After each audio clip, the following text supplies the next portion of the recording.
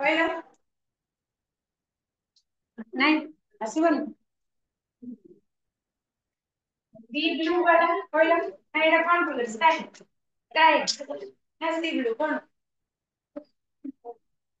କଣ କଲର ସେଟା ତାର ଡ୍ରେସ ଟା କଣ କଲର ସେ ନାଇଁ ସେ ୟେଲୋ ତ କହିଛି ଆର ସ୍କାଏ ତ ହଁ ଠିକ କହିଛି କହିଲ କିଏ ଲେଖିଛନ୍ତି ନା ସରି କିଏ ଲେଖିଛନ୍ତି କୋଉଠୁ ଆସିଛି ସାପ ମୋଚନ କିଏ ଲେଖିଛନ୍ତି କୁହ ସାପ ମୋଚନ ଆଚ୍ଛା ହଉ ବସି ପଡ ତମେ ଦି ଜଣ ଆଗ ତ ଆଗ ତମେ କୁହ କୋଉଠୁ ଆସିଛି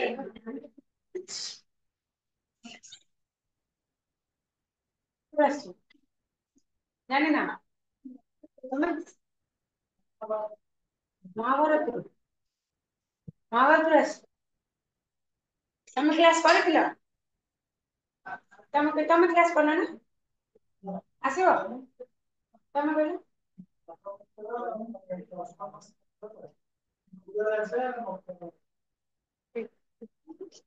ଆଉ ଭାଗବତ କହିଲ ବୁଝିପାରିଲ ବସ ବସ କଲେ 69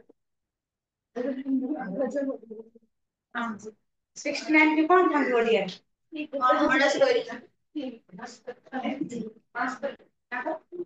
ଅଣସ୍ତରୀ କିଏ କହିଲା ସେ ଭୁଲ କହିଲେ ଠିକ କହିଲେ ଅଣସ୍ତରୀ ପକ୍କା ଏକ ଦୁଇ ଶିଖିଛ ତ ସମସ୍ତେ ନା ୱାନ ଟୁ ଚକର ଏକ ଦୁଇ ଭୁଲିଗଲାଣି ହଉ ସାହାଡ ଗୁପ୍ତ ସାପ ମୋଚନ ଆଜି କଣ ପଢା ହବ ଝେଲମ ନଦୀ ସନ୍ଧ୍ୟା ଲେଖକ କୁଞ୍ଜ ବିହାରୀ ଦାସ 23 ନମ୍ବର ପେଜ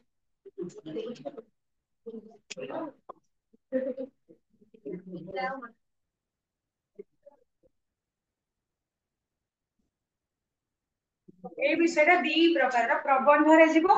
ଏବଂ ତାର ଗୋଟେ ପାର୍ଟ ଗପରେ ମଧ୍ୟ ଅଛି ହେଲା ଦିଟା ପାର୍ଟ ପଢି ଏଟା ମାନେ ତମକୁ ଯେତେବେଳେ ଲଙ୍ଗ କୋଶ୍ଚିନ ଲେଖିବାକୁ ପଡିବ ଯଦି ଗପ ଆର ଦିଟା ପାର୍ଟ ଅଛି ଗୋଟେ ତମର ସେ ଯୋଉ ଜେଲମ ନଦୀ ମାନେ ଏଇଟା ଗୋଟେ ଭ୍ରମଣ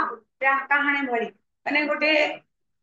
ଲେଖକ ଗୋଟେ ଜାଗାକୁ ଯାଇଛନ୍ତି ବୁଲିଛନ୍ତି ସେ ଜାଗାର ଦୃଶ୍ୟ ଗୁଡାକ ବର୍ଣ୍ଣନା କରିଛନ୍ତି ପ୍ରଥମ ଭାଗଟେ ବିଷୟର ପ୍ରଥମ ଭାଗ ତା ପରବର୍ତ୍ତୀ ସମୟରେ ଗୋଟେ ଗପଟେ ମଧ୍ୟ ଅଛି ସୁନ୍ଦର ଭାବରେ ସେଟା ମଧ୍ୟ ବର୍ଣ୍ଣନା ହେଇଛି ଗୋଟେ ନାବିକ ପାଟିରୁ ଲୋକାଲ ଭାଷାରେ ସେଇ ଆଞ୍ଚଳିକ ଭାଷାରେ ସେ ଗପଟି ଅଛି କିଛି କିଛି ଆଞ୍ଚଳିକ ଭାଷା ପୁରା ଓଡିଆ ଭାଷା ଗୋଟେ ଗୋଟେ ଶବ୍ଦ କେବଳ ସେଇ ଅଞ୍ଚଳର ତେଣୁ କରିକିନା ଦିଟା ପାର୍ଟରେ ଅଛି ପ୍ରଥମ ଭାଗରେ ତମକୁ ଟିକେ ଲାଗିବ କଣ କହିଲ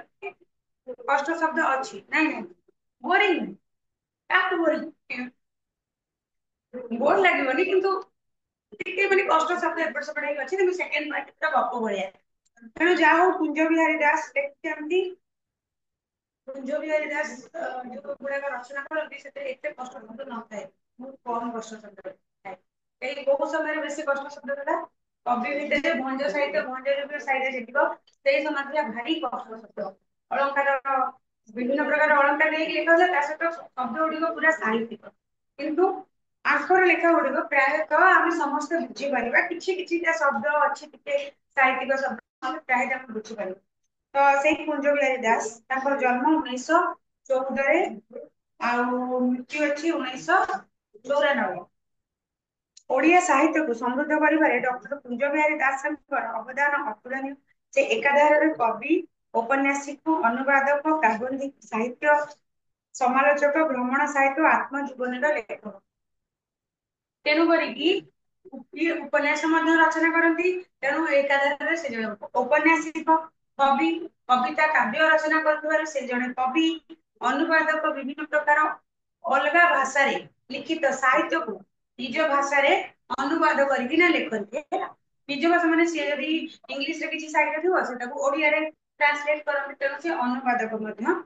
ମାନେ ଅଲଗା ଭାଷାର ସାହିତ୍ୟକୁ ଆଉ ଗୋଟେ ଭାଷାରେ ଅନୁବାଦ କରି ଲେଖିଲେ ତାକୁ ଅନୁବାଦକ କୁହାଯାଏ ପ୍ରାବନ୍ଧିକ ବହୁତ ପ୍ରକାରର ପ୍ରବନ୍ଧ ମଧ୍ୟ ସେ ରଚନା କରିଥାନ୍ତି